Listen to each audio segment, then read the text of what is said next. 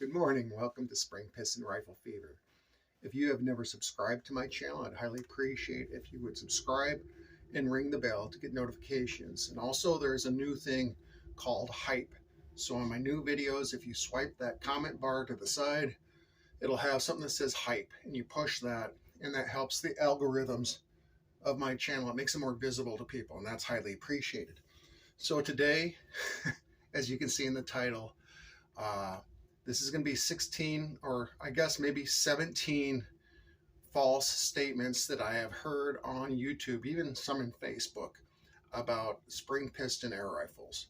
So my friend from California, from David's Air Guns, we talk sometime on a weekly basis about air guns and things that we hear people say on YouTube that just flat out isn't true. Things that people push and say that misinform people about break barrel air rifles, spring piston rifles, gas ram rifles, that really spread a lot of confusion.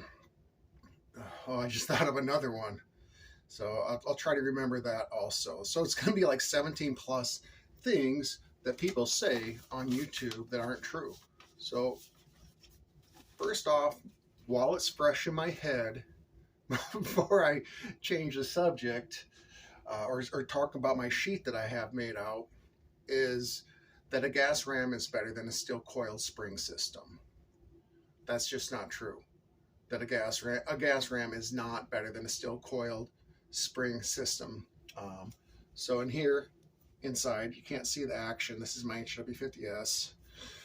Inside of the piston and all the way down here, there is a spring guide. It's like a dowel that the spring fits on. It twists around it.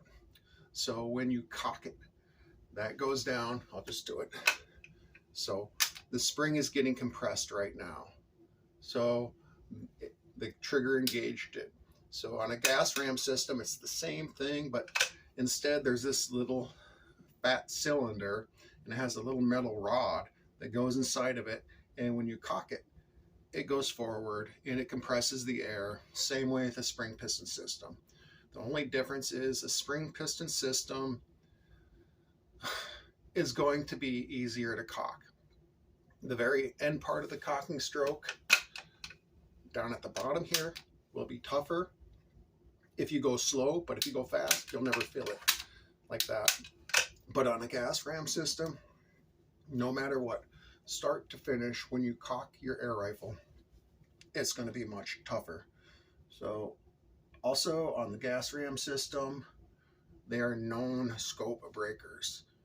That's not just my opinion. Other people that I'm friends with on Facebook, on YouTube, have noticed the same thing, that we have lost lots of air rifle scopes on the gas rams.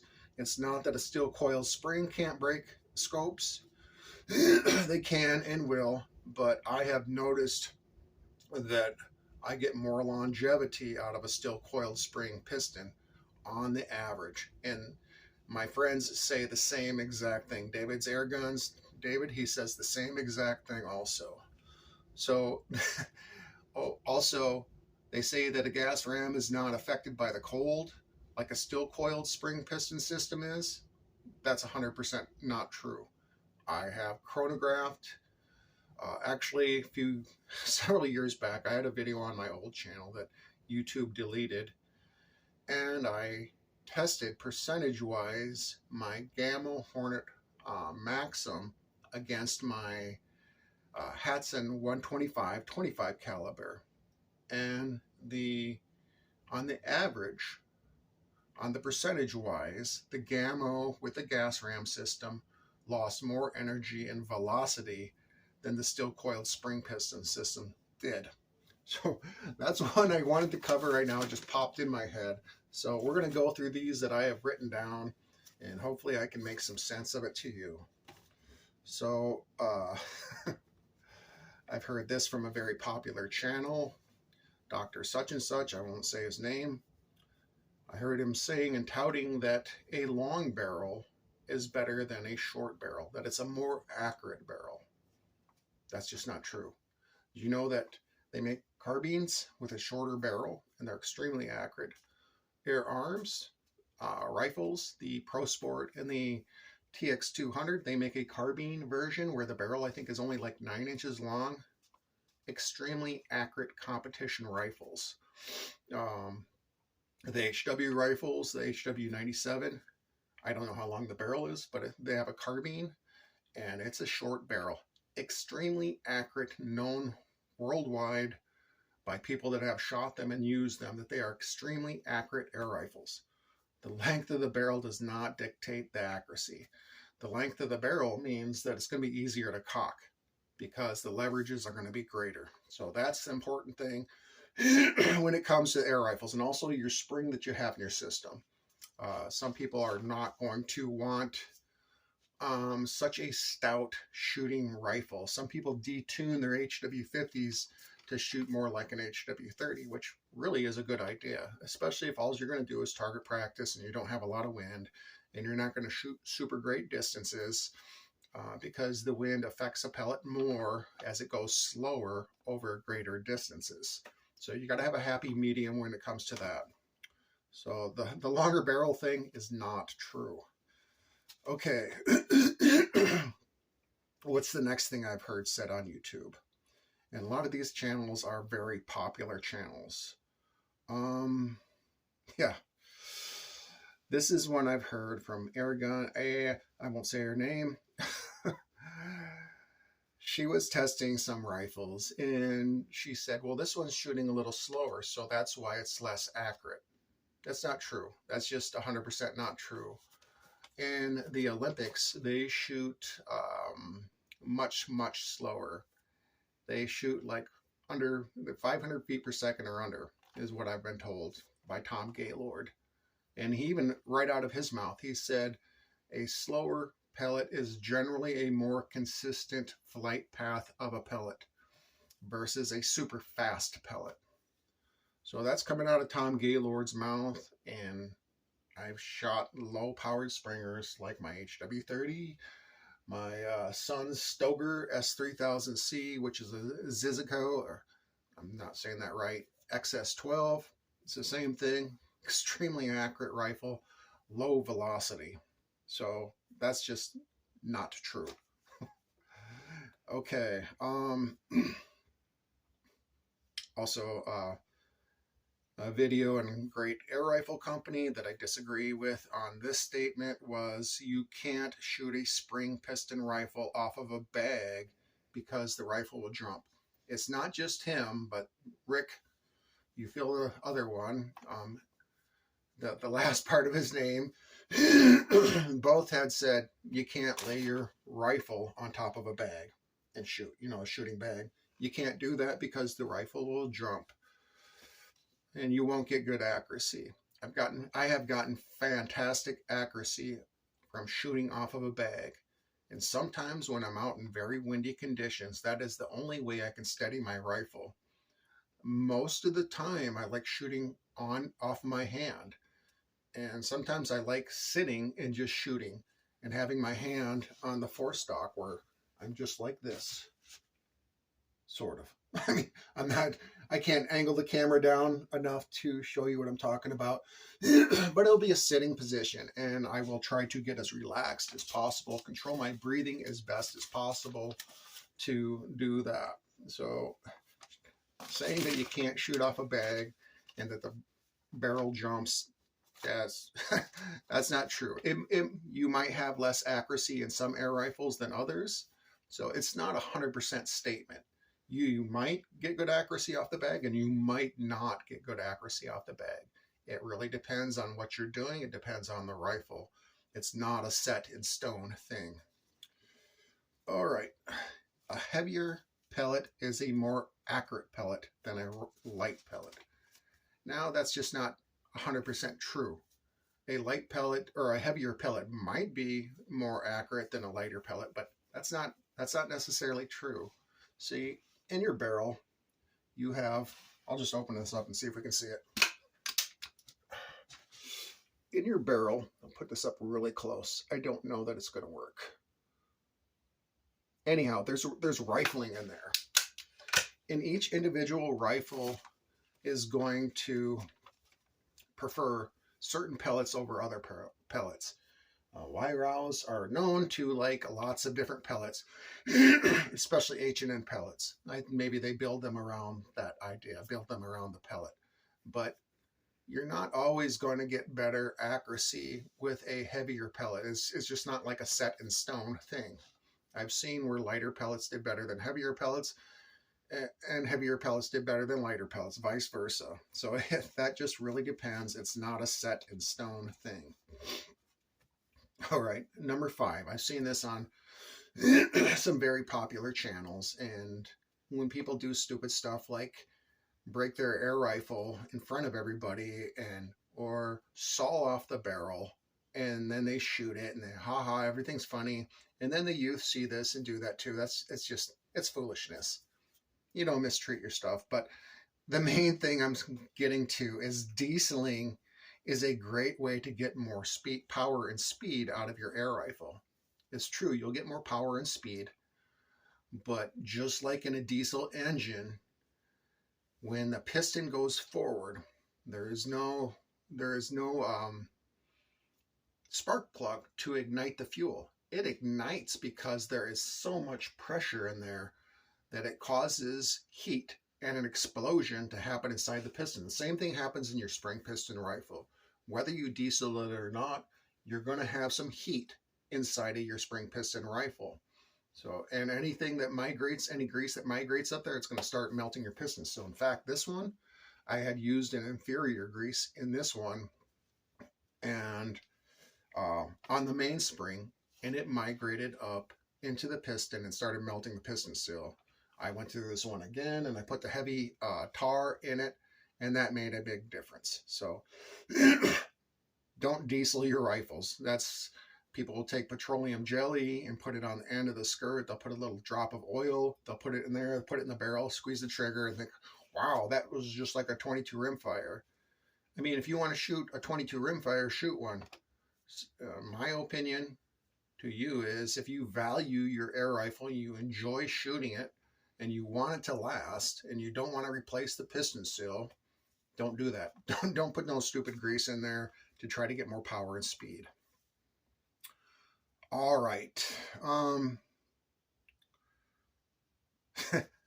Number 6. Here's going to be a popular one that maybe is going to touch some nerves. SHOT Show lies. You know, they always come out every year with the SHOT Shows, and they show the rifles. This is going to come out in such and such time, but they never seem to. Some do, but some don't, and some are promised big things, like the new, oh my goodness, what is it called? I can't remember. It's the gas ram system that you pump up the rifle. Air Venturi. It's the Air Venturi. And I had just watched a video the other day with Pellets and Pistons channel, and he had an incredibly hard time cocking his air rifle. And then when he pumped it up all the way, it was shooting super hard and detonating.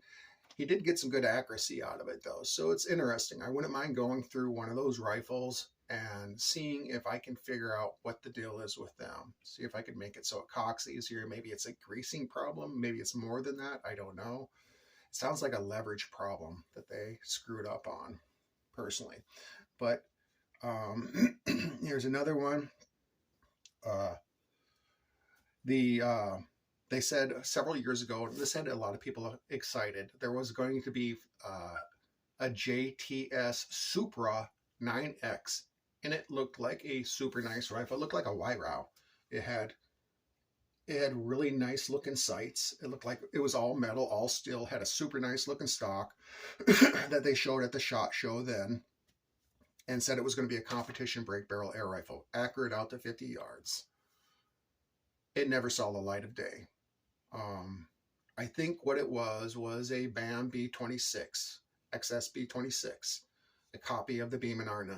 That's what I think it was, but it never saw the light of day. There was no explanation in it. Nobody knew anything about it.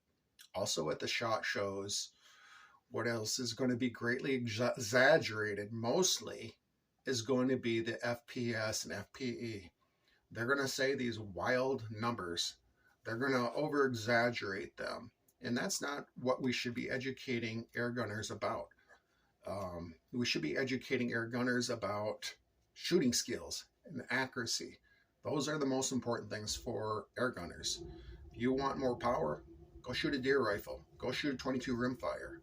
This is not about that. This is about accuracy. And for hunting with a spring piston rifle, you want to be able to hit there every time on your squirrel or bunny or whatever you're hunting. So that's it for the SHOT Show thing. This ties straight into it again. The FPS and FPE of the air rifle. Generally, not always, but generally, on the boxes, on the rifles, they're going to have stated numbers that are generally overly inflated. And some people will say in the comments, well, my rifle gets that. A big part of that has to do with how they put these rifles together. They put like a grease in here inside your rifle. So that's why when you shoot your rifles, smoke comes out, maybe fire comes out of your barrel in the beginning, and you do your chronograph and you're like, wow, Chuck, my rifle was shooting this fast. You know, what you said isn't true. Well, if you can clean all that grease and junk out, and that goes along with the dieseling idea. If you clean all that stuff out and then you retest it and you keep on shooting over time, you're going to find those numbers come down. And those big numbers aren't important anyhow. They're really not. Number 8, this is going to go along with it. I basically already said this. The FPS and FPE are overly important. They place a huge, huge emphasis on that. Some air rifle companies. Gammo is being very guilty of that, but Crossman, now Hatson, and Diana, I believe that they think that they can't do competition against these other air gun dealerships unless they state these big numbers too. Yeah, this shoots this fast. It's foolishness. It really is. Instead of saying all this dumb stuff, all this untrue stuff, they need to be talking about accuracy. Oh, excuse me, and how to attain accuracy. And a part of it, all that teaching accuracy is important because right now there's a big push for PCPs over spring piston rifles. A lot of companies have disappeared, have been bought and sold to other companies that were inferior, like Gammo buying BSA. I had heard that BSA is coming back and getting better, but I really don't know. Hatson bought Webley, and immediately the quality went down. It doesn't mean that you can't get a good, accurate Hatson either, but that's part of that. Okay. This is, now remember, some of these statements are dogmatic, that you must do it this way. You must use the artillery hold, meaning you're going to have your hand open on this forestock.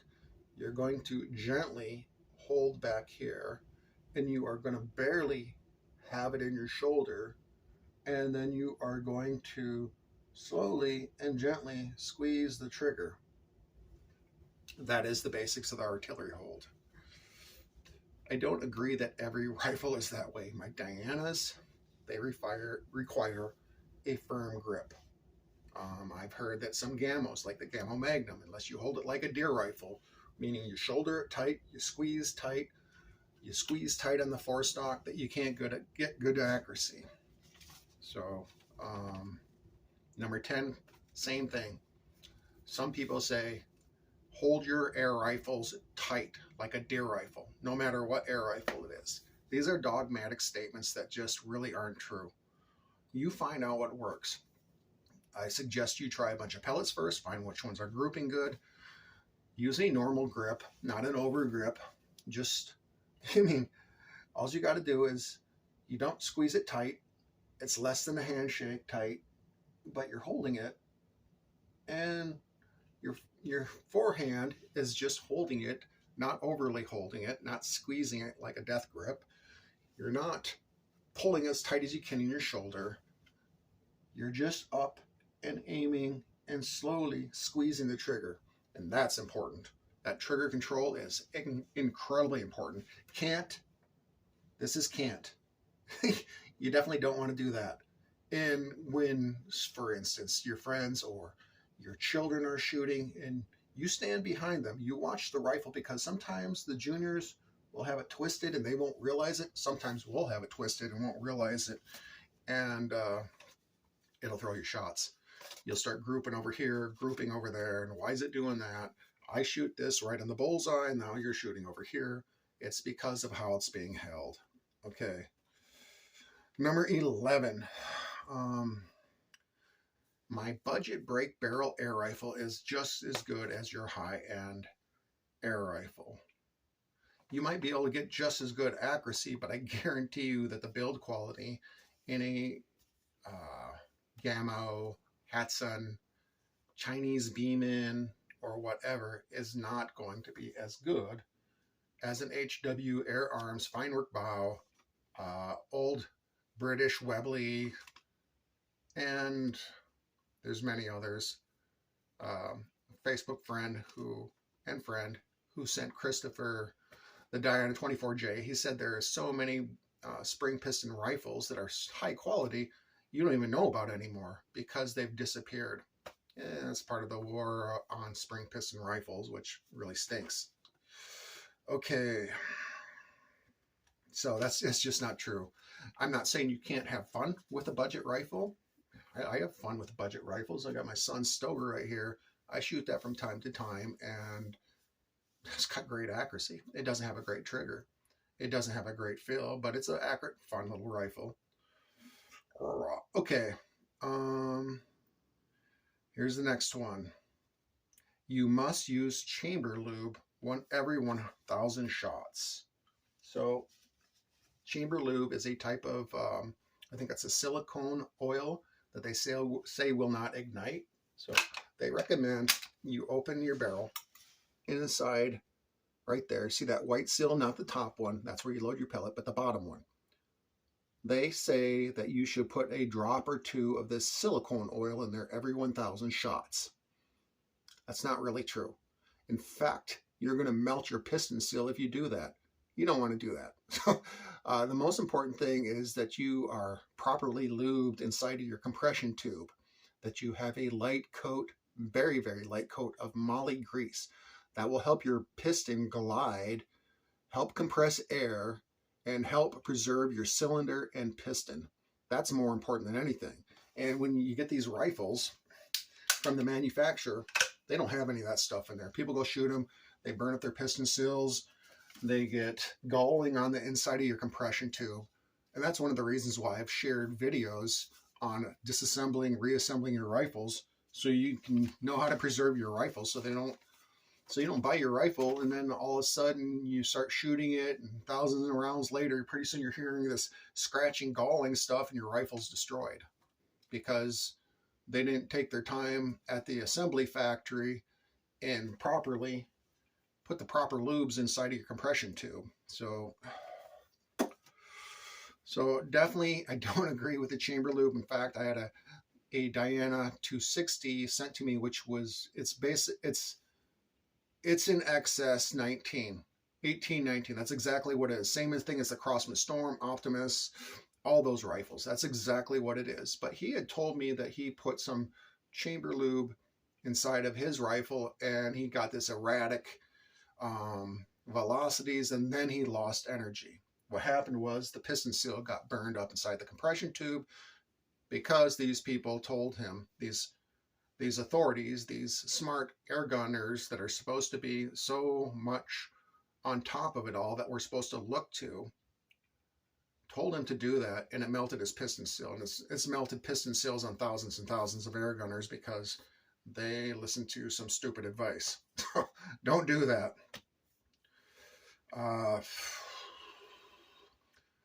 The next one. A low-powered Springer is not worth the price or purchase. And I have examples of the Diana 30S, not 30S, Diana 27, Diana 24, the HW30S, and there is an HW25, but it is extremely rare. I've been searching for one, and they're youth break barrel air rifles, that they're no good. In fact, I want to do a whole series on the most underrated spring piston air rifle. And you guessed it is the HW30S. In the USA, it is the most underrated air rifle. And so many air gunners will not buy an HW30 or even an HW50 because they've been brainwashed by the air gun industry that you got to have faster and more powerful. Even when I first got into this, the idea of a weak air rifle, I was like, I don't want a weak air rifle. I want it fast and flat shooting, and it's going to penetrate the wind faster and further. And the idea of like using a rimfire or a deer rifle or something, it's silliness. You gotta put that junk to the side. These low-powered springers are a joy to shoot.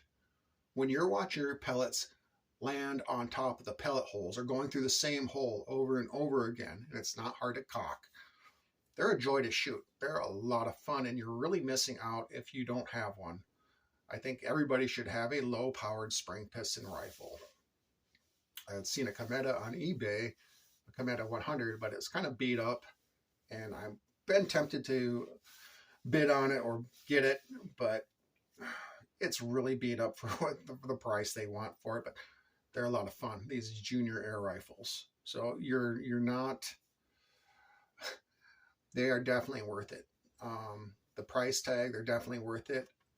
If you're happy with your Daisy 880, I've heard people really get mad at me and talk about their Daisy 880 was better than my HW30. I was like, I don't care what you think. I have a Daisy 880 and it's not better. It's not better built. It doesn't have the same feel. It doesn't have the same accuracy. They can be fairly accurate, but they're not that great. They're really not. And unless you get one of these low-powered springers in your hand, you'll never know. You just never know. All right, this is one that I've heard people say, and usually this is something stupid that comes up in the comments. I can shoot 1 inch, 100-yard shot groups. I don't believe you. With your spring piston rifle, you can shoot 1 inch shot groups at 100 yards. Yeah. To get that on film, I would like to see it and proof that you are. I don't want to just see some target where you're shooting. You could be shooting at 5 yards and shooting. Yeah, I did that at 100 yards. I don't really believe that. I don't really believe people that say that. I believe that you can get really good accuracy at 100 yards depending on the wind and the situation, because I have consistently drilled small stuff like soup cans at 100 yards with my HW80, my HW95. I've even done fairly decent with my Walther Paris, which is a big, heavy, very powerful springer. But that is the ultimate in hold sensitivity. That thing is a powerful monster. So, cheap pellets are worthless. This is the next statement that I've heard said, not necessarily on a channel, but in comments and stuff like that. That like, Crossman pellets are 100% worthless. Don't waste your money on it. Get JSB, get H&N pellets, get RWS pellets. You can try whatever you want. You might just find out that you can get really good accuracy with some cheap pellets. You might not either, but if you're a budget-minded person, I'm a budget-minded person. If you're a budget-minded person, you might want to try them. I mean, what are you going to be out a few bucks to try and pick something up at Walmart and see how they do? You might be surprised. These rifles really like cheap pellets, and I like shooting and I don't like spending. So a lot of times I will shoot cheap pellets. Okay, number 16. I've heard this said also from air guns of a place in Arizona, that a round ball detent is no good, that it wears out quick, that a wedge detent is better. I don't know why he said that. And I don't know if any other air gunners think that or heard that from anybody else. That's just not true. So this has a wedge detent, a wedge style detent. But in a lot of the Dianas, they have a ball detent, a round ball detent. I'll show you once on the Stoker.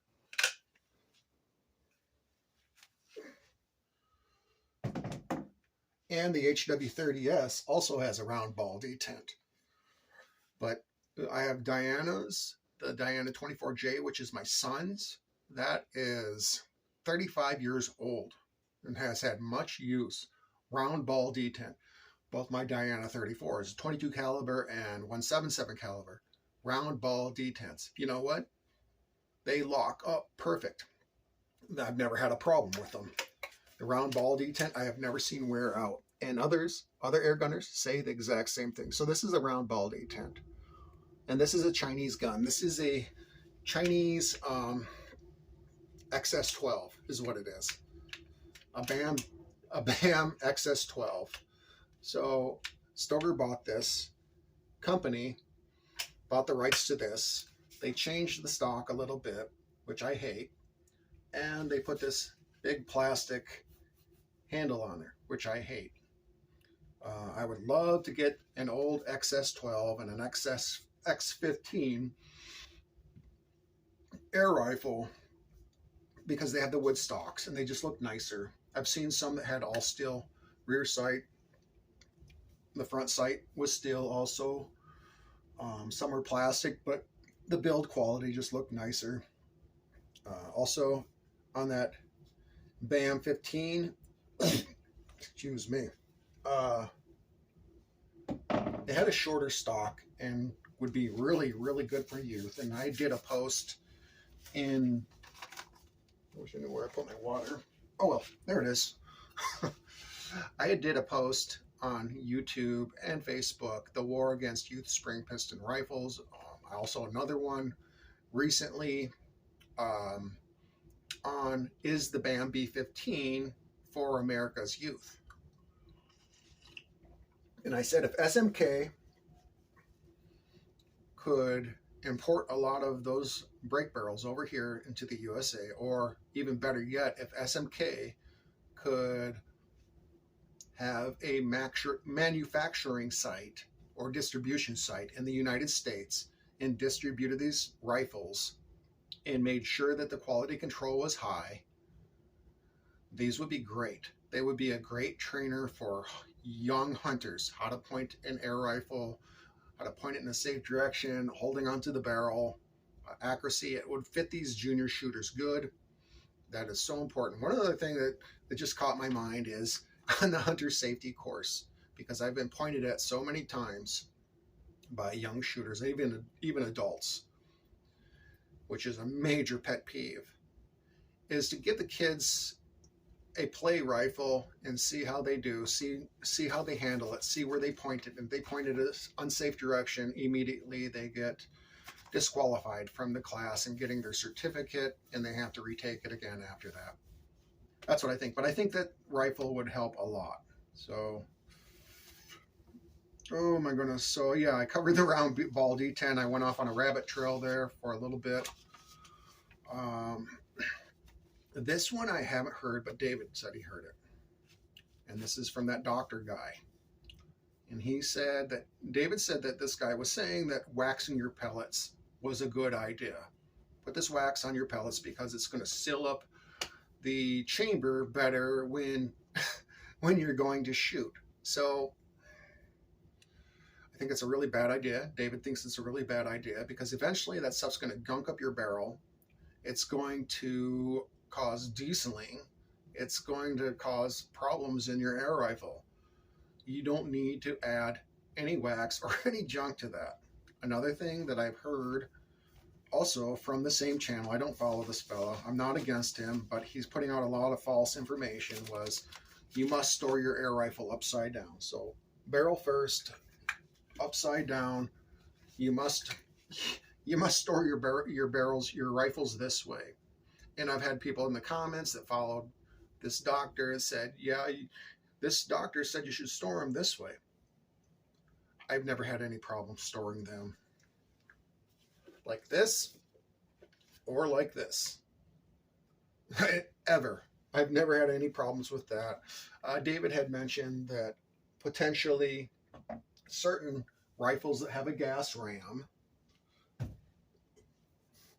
if I can ding this, certain rifles that have a gas ram might need to be stored upside down. I don't know. I don't have a clue about that at all. So that was quite a few different things that I shared. Also, I had a request to disassemble this and make a video of this rifle, this Stoker here, XS12.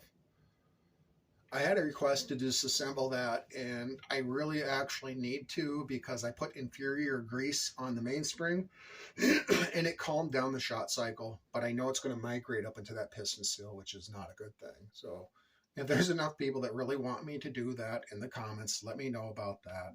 But I wanted to share with you the truth about these break barrel air rifles instead of lies or half-truths or not 100% true things that are said on YouTube or maybe Facebook or airgun groups. A lot of it has to do with education, and a lot of it has to do with the time behind the trigger, what you learn over time. And a lot of people make a lot of comments about a lot of things that just are not tested and not true, or they haven't tried all these different air rifles. All they know is their air rifle. And they make a broad statement for all break barrel spring piston rifles, whether under lever or side lever or whatever it is. So not all of those fit, but I wanted to share this video with you, and I hope that you have subscribed, oh, excuse me, and given this video a like. Remember, hit that hype bar also. That greatly helps my channel, and you have a God bless day.